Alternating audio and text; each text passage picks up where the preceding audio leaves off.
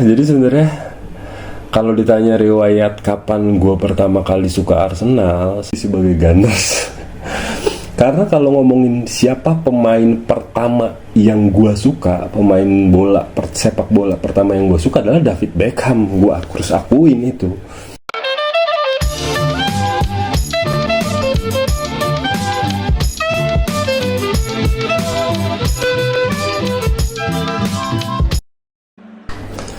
Oke teman-teman, balik lagi di konten Only Gunners yang ternyata namanya masih Only Gunners. Gue belum mikir nama yang baru, ya kan.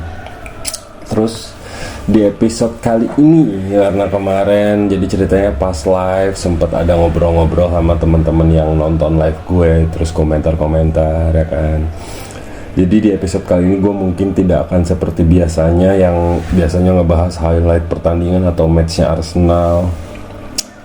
Karena ternyata teman-teman yang nonton Only Gunners nggak cuma dari generasi gue yang millennials gitu loh, yang nonton Arsenal dari akhir 90-an, awal 2000-an, tapi banyak juga teman-teman Gen Z yang ngikutin Arsenal dan ngefans sama Arsenal dari tahun 2010 ke atas, yang kelahirannya masih 20 pertengahan atau belum 20 malah juga lumayan banyak. Jadi kerasa gapnya dan kayaknya seru untuk dibicarain gitu ya kan, dari sudut pandang yang beda. Jadi langsung aja kita mulai obrolan kali ini tentang Gunners. Jadi yang menarik waktu gue ngobrol sama teman-teman Only Gunners ya ketika live kemarin adalah perbedaan gap generation, karena mereka ada yang mulai ngedukung Arsenal ketika tahun 2012, 2013 ketika Ozil di Arsenal, ketika Arsenal pegang piala FA pertama tuh yang setelah puasa panjang. Sementara gue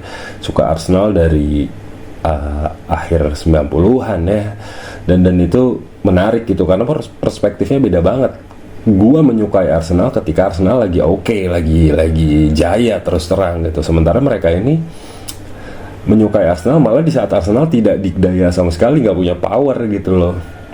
Jadi mungkin yang akan gue bahas bukan perbedaannya tapi historicalnya dulu ya, kenapa gue jadi Gunners, tahun berapa mulainya gitu, terus apa aja yang dirasain, kenapa suka Arsenal, itu kayaknya bakal lebih seru. Oke. Jadi sebenarnya kalau ditanya riwayat kapan gue pertama kali suka Arsenal, sebenarnya itu sekitar tahun 99. Itu akan ditarik mundur dulu waktu pertama kali gue suka bola sebenarnya. Sepak bola tuh bukan olahraga yang gue sukain dulu bahkan ketika SD.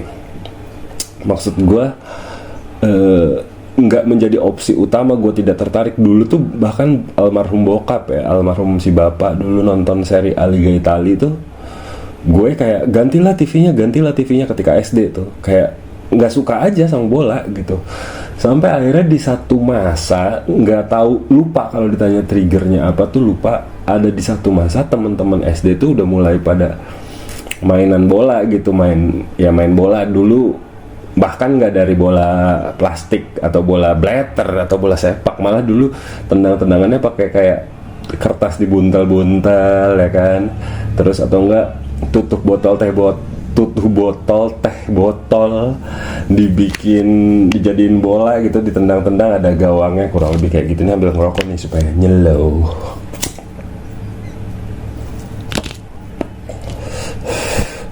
Lalu kemudian ya namanya anak-anak ya, waktu itu ngikutin tren, ya udah main bareng-bareng, tapi gue masih nggak ngerti peraturan sepak bola kayak gimana. Ya udah cuma tahu tendang dan gol aja, apalagi ngomongin fanatisme tuh ya jauh banget.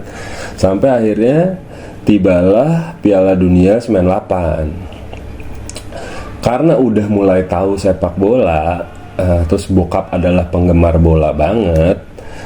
Waktu itu World Cup 98 tuh di TV, gue masih inget banget disiarinnya semua stasiun TV relay ngebagi jadwal match World Cup 98 di Prancis. Itu inget banget gue.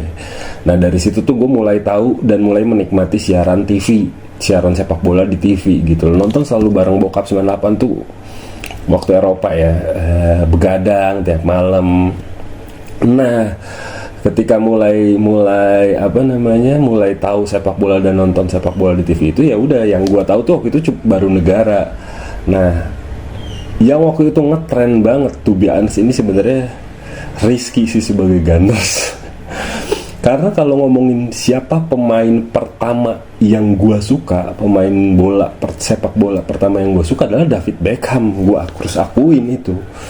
Tapi gue waktu itu nggak tahu klubnya, masih belum ngerti klub-kluban. Cuman tahu David Beckham main di Inggris, orangnya ganteng dan keren. Waktu itu mode rambut belah tengah masih nge-in gitu, Bryo cream, breeze segala macem ya kan. Pokoknya sosok trendy di kalangan anak muda dan anak-anak SD seperti gue adalah patokannya David Beckham. Karena even tanpa sosial media, ketenaran David Beckham tuh ngeri bos. Tahun itu udah worldwide levelnya gitu. Dan gue mulai menyukai timnas Inggris dari situ, mulai tahu Michael Owen. Pokoknya salah satu kenangan gue ketika nonton World Cup 98 adalah gol solorannya Michael Owen dan adu penaltinya Inggris kalah lawan Argentina. Beckham kartu merah. Udah, itu momentum paling gue kenang. Setelah itu gue nggak terlalu, maksudnya gue ngikutin sampai final ya. Tapi karena jagoannya udah kalah di awal, jadi nggak sepenuh hati nontonnya gitu. Sementara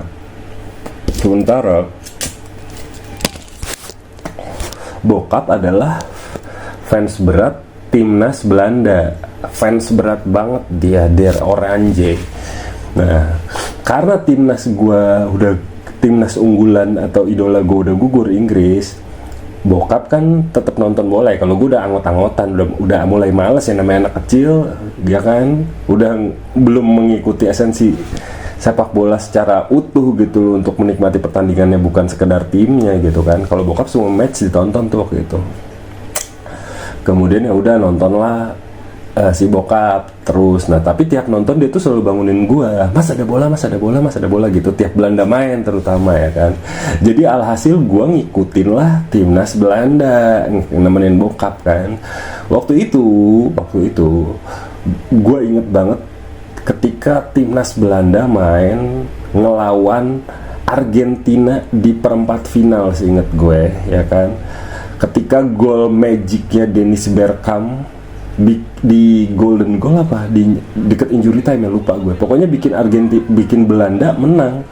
Itu satu gol yang sangat spektakuler banget menurut gue sepanjang masa selama gue mencintai sepak bola ya. Crossing dari dalam, dari back oleh Frank de Boer, diterima dengan satu sentuhan Dennis Bergkamp. Memang first touch-nya dia menurut gue nomor 1 di dunia sih, to be honest ya. Ketika dia terima bola digeduk sekali, nge-nutmeg sambil geduk, lu bayangin. Backnya siapa? Argentina, Jose Chamot seinget gue, lalu di shoot ke gawang Carlos Roa itu 2-1. Dan gue langsung nanya, siapa itu pak namanya? Bergkamp gitu. Kok namanya kayak Beckham? Gue bilang gitu kan, karena Dennis Bergkamp secara famous ya nggak seterkenal David Beckham di mata orang awam seperti gue, apalagi anak kecil gitu kan. Lalu kemudian, wah anjir keren juga nih Belanda gini. Akhirnya gue nontonin Belanda, ya udah karena bokap suka Belanda gitu, jadi udahlah gue ikut temenin dia sampai akhirnya kalah di semifinal lawan Brazil, seinget gue ya kan, kalahnya di penalti itu. Habis dari situ Piala Dunia usai lah intinya gitu. Gue masih tetap sukanya sama David Beckham dan belum mengerti klub-kluban, belum. Nah, abis World Cup 98 itu minat gue sama sepak bola kan terus ya, nggak bisa berhenti. Maksudnya makin suka lah sama bola, makin sering main sama teman-teman.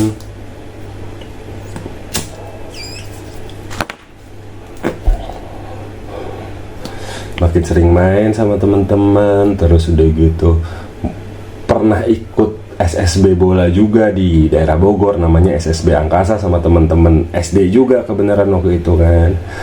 Ikut latihan-latihan dasar sepak bola, belajar passing yang benar, bla bla bla. Nah, ketika ngumpul sama teman-teman SD yang suka bola dan latihan, mereka udah mulai kenal duluan sama klub. banyaknya fans MU ya kan. Nah gue tuh bukan tipikal yang, gue tuh nggak terlalu suka sama orang, to be honest ya waktu itu kalau nanya ini. Mungkin sampai sekarang gue tuh cenderung yang bukan so anti mainstream, enggak. Di beberapa part maksud gue, ketika kita sengaja mendukung sesuatu yang orang lain juga suka, menurut gue kayak yang lain kali ya gitu loh mikirnya waktu itu. Jadi gue mulai berpikir tim apa ya gitu.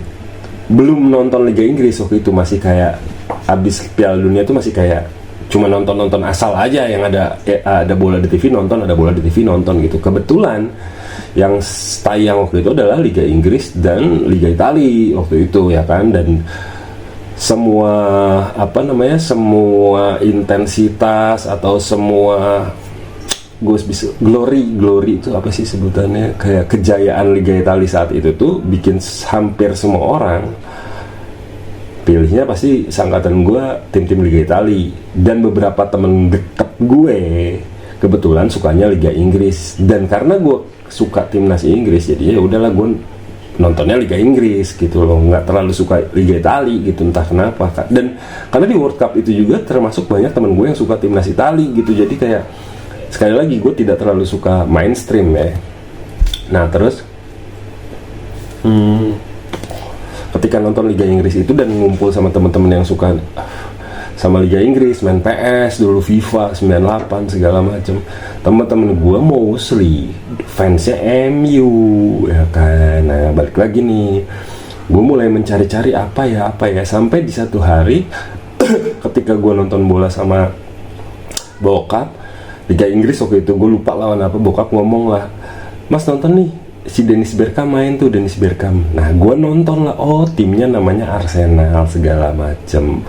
Ketika gue mau ngelihat main ya, untuk orang awam yang masih kecil waktu itu, anak kecil ya kan, nggak tahu apa, kok mainnya enak ya, cepet ya. Terus yang bikin gue ngerasa beda ya kan, namanya anak kecil visual banget, ngerasa beda ketika Arsenal main kan waktu itu masih di Highbury kan, main di Highbury, kok lapangannya kecil ya pak, gue bilang gitu karena jarak kamera emang stadion Highbury hitungannya kecil lah, tapi kapasitas penonton dia terus zoom in kamera ketika disiarin di TV waktu itu bikin Highbury kelihatan relatif lebih kecil dibanding kalau nonton bola di stadion lain gitu. Jadi kayak ini beda nih kok cepet banget gitu loh. Gue masih ingat banget tuh. Mulailah gue waktu itu inget banget abis mulai suka Dennis Bergkamp ya waktu itu ya, dan mulai ada kayaknya nonton Arsenal seru nih gitu. Kalau bokap sendiri to be honest dia lebih ke fans tim yang ada pemain Belandanya, karena waktu itu di Arsenal ada Overmars sama Belanda sama Dennis Bergkamp. Bokap tuh ya udah dia lebih suka nonton Arsenal waktu itu. Tapi kalau gua ngomong secara umum, bokap tuh bukan gunner sebenarnya, dia tuh nggak yang ngefans banget sama Arsenal, tapi dia selalu nontonin Arsenal, intinya gitu. Tapi karena di sekolah gue waktu itu dan di lingkungan teman-teman udah mulai kayak ya namanya anak kecil ya, selain ledek-ledekan bapak gitu kayak ngomongin gue MU dong, gue ini dong Inter Milan dulu. Nah gue tuh kayak oh ya udah gue Arsenal gitu. Jadi udah mulai kayak udah gue Arsenal nih, sampai di fase yang mana dulu abis suka sama Dennis Bergkamp itu zaman abis lebaran, orang mau minta baju lebarannya kayak kemeja apa. Nah anak-anak lingkungan gue pada belinya baju bola All Star zaman dulu yang bahannya tuh semua bahan katun, sablonnya sablon kerang gitu, sablon keras gitu.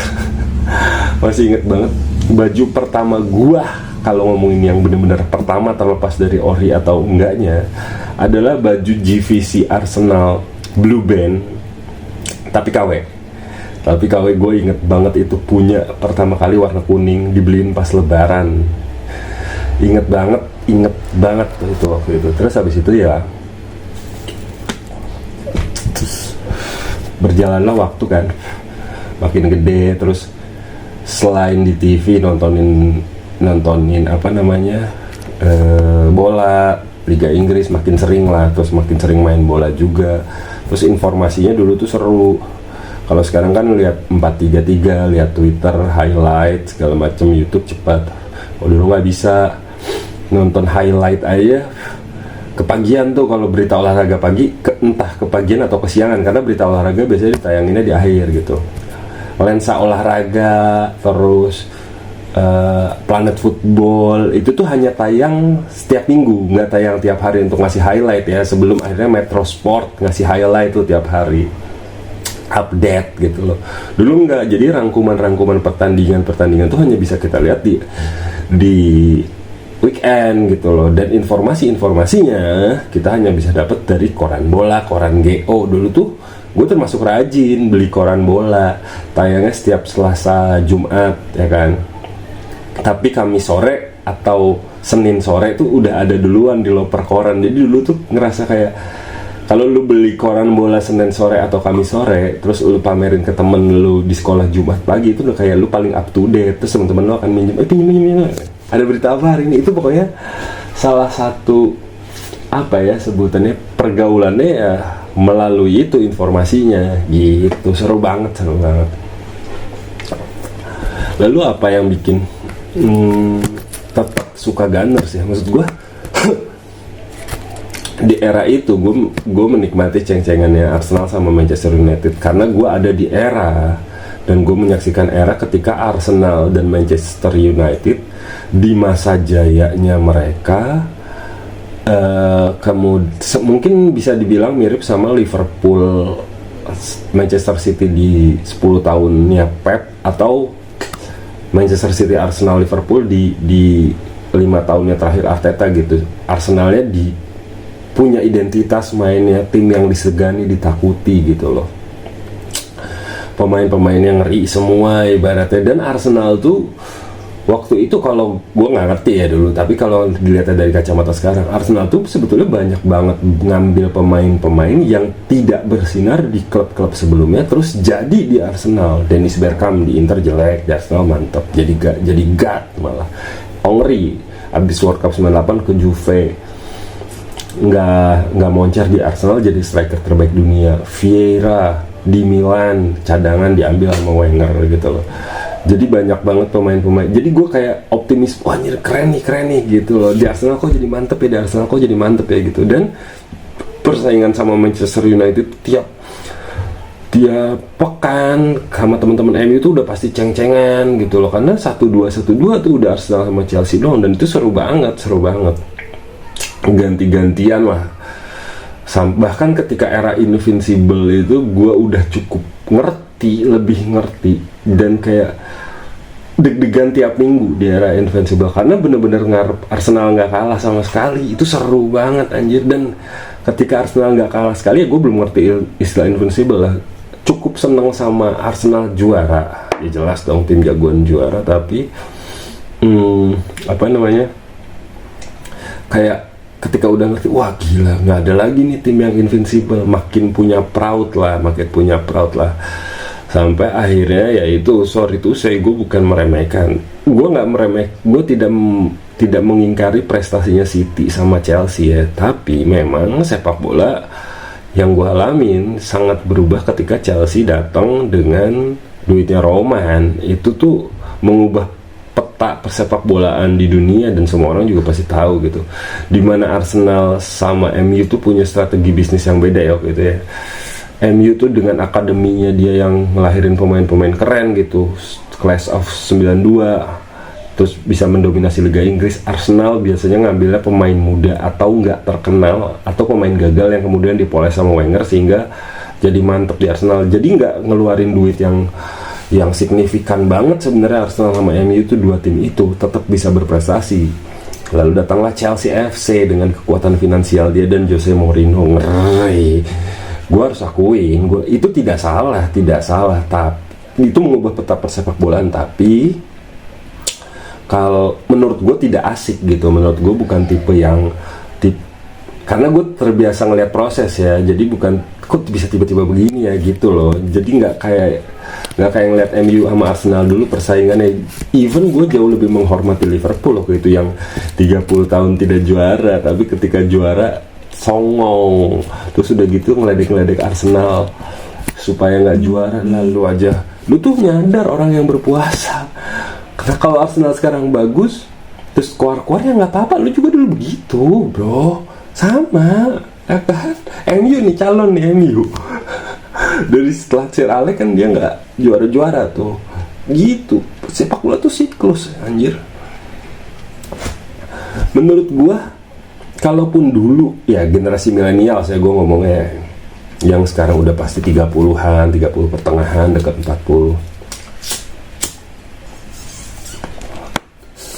Gue cukup respect sama fans Liverpool sebenarnya, karena ngomongin juara kagak ya, paling banyak orang jadi fans Liverpool adalah ketika comeback lawan Milan di final UCL gitu loh, karena prestasi Liverpool di UCL memang oke. Dan Michael Owen sih, terus terang Michael Owen 98 tuh namanya meledak dan bikin apa namanya Liverpool jadi franchise yang lebih dikenal di seluruh dunia ya. Waktu itu bukan Liverpool nggak terkenal, sudah terkenal, tapi di Inggris, di Indonesia mah enggak lah, pasti MU Arsenal lah dulu mah, apalagi City, Chelsea, buset.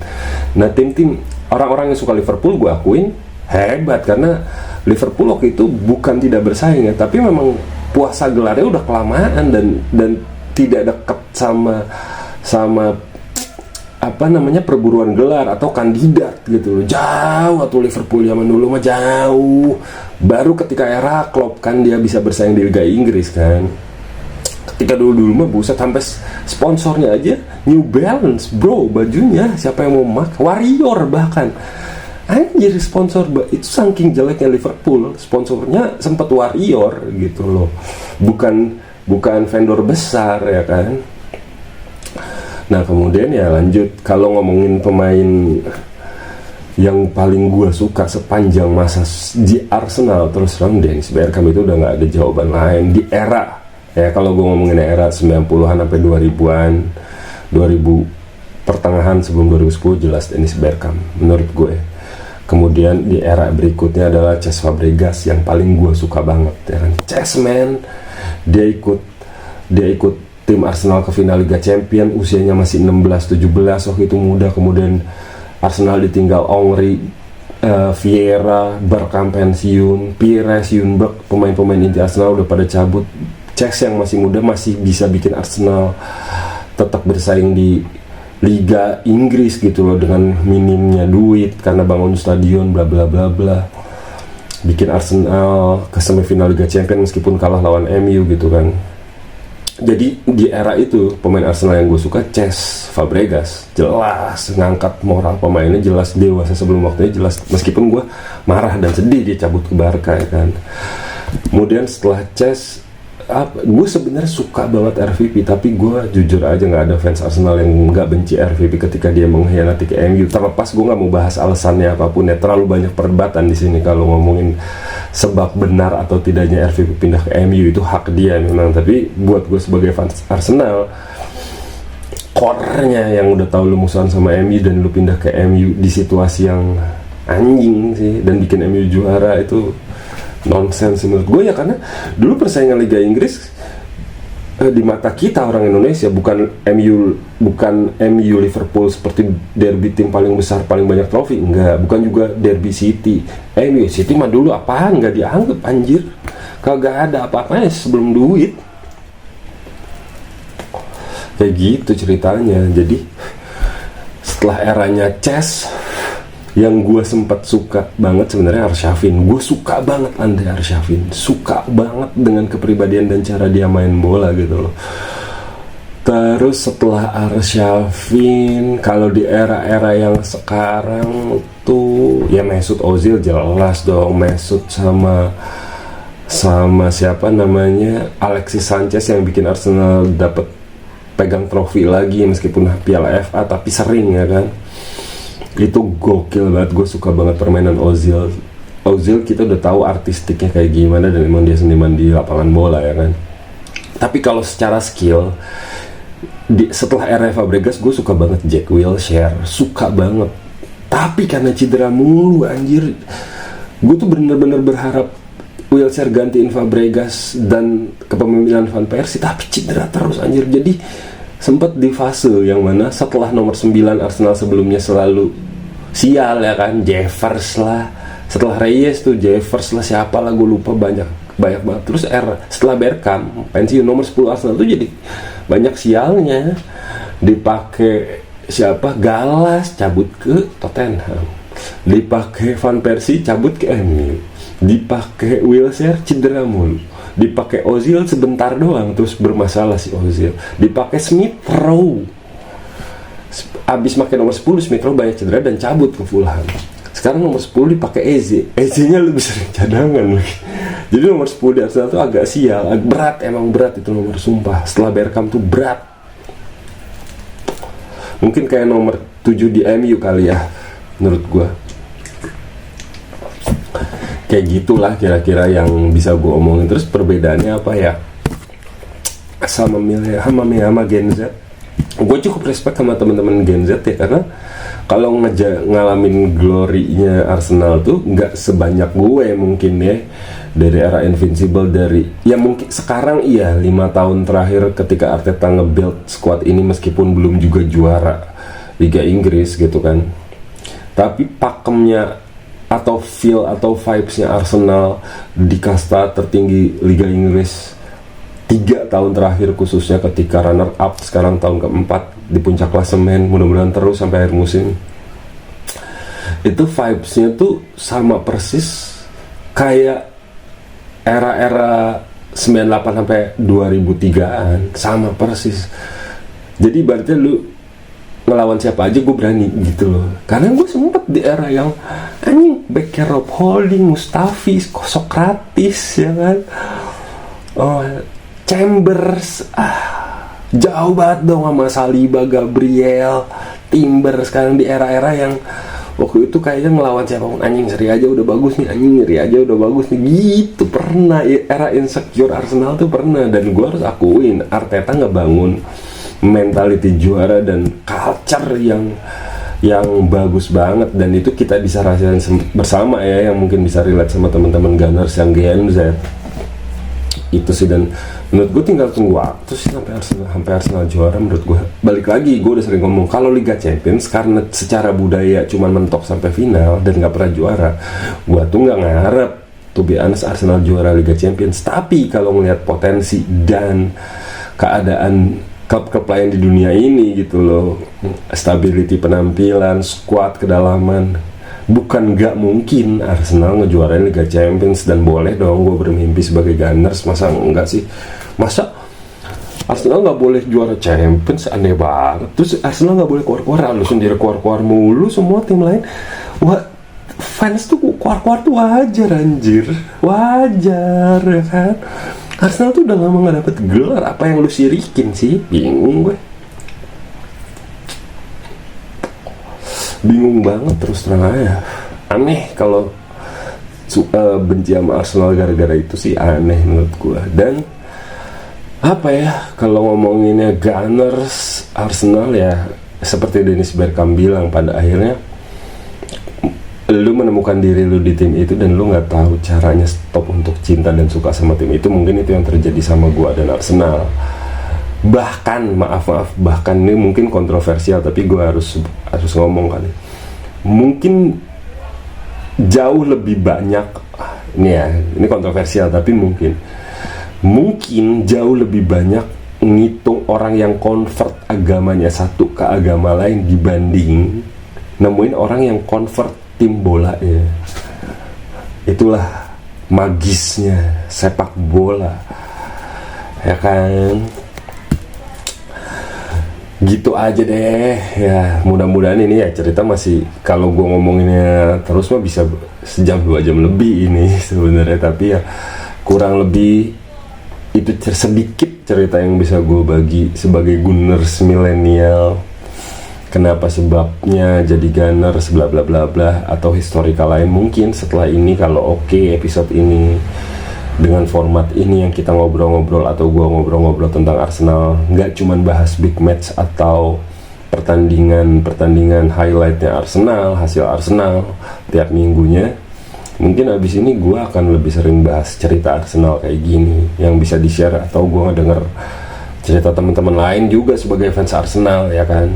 Kalau ada yang nanya pengalaman paling nggak bisa gue lupain sebagai fans Arsenal adalah satu,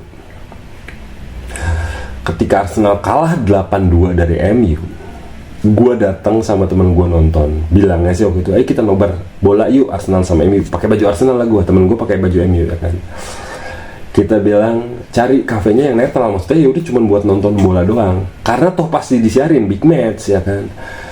Kita nyampe lah di satu kafe ya kan, ceder, itu nggak nyadar tuh, nggak kedengeran apa-apa dari luar di kafe itu, biasa aja. Udah kita masuk tempat nontonnya di mana, kita tahu tempat kafe itu nyediain nobar, tapi just it gitu loh. Kita pikir ya udah itu kafe netral ya kan, di Bogor. Pas gue masuk sana semuanya fans MU, gue doang fans Arsenal. Monyet itu pengalaman paling nggak bisa gue lupain. Setiap gol MU yang sampai 8 tuh gue udah nyengir gini aja deh, udah gak bisa ngomong apa-apa anjir. Bahkan itu sampai di fase temen gue yang MU ngerasa bersalah karena dia juga nggak tahu itu markasnya MU. Ternyata bangsat. Makanya gue di suatu hari nanti ketika Arsenal quadruple, udah nggak mau lagi gue treble, udah punya City sama MU treble di Liga Inggris. Kalau Arsenal sampai quadruple, which is mungkin terjadi musim ini, mungkin, dan itu hanya bisa dilakukan oleh Arsenal setelah era Invincible, gue akan keluar intinya gitu. Jadi sampai jumpa di konten Only Gunners berikutnya. COYG Guns.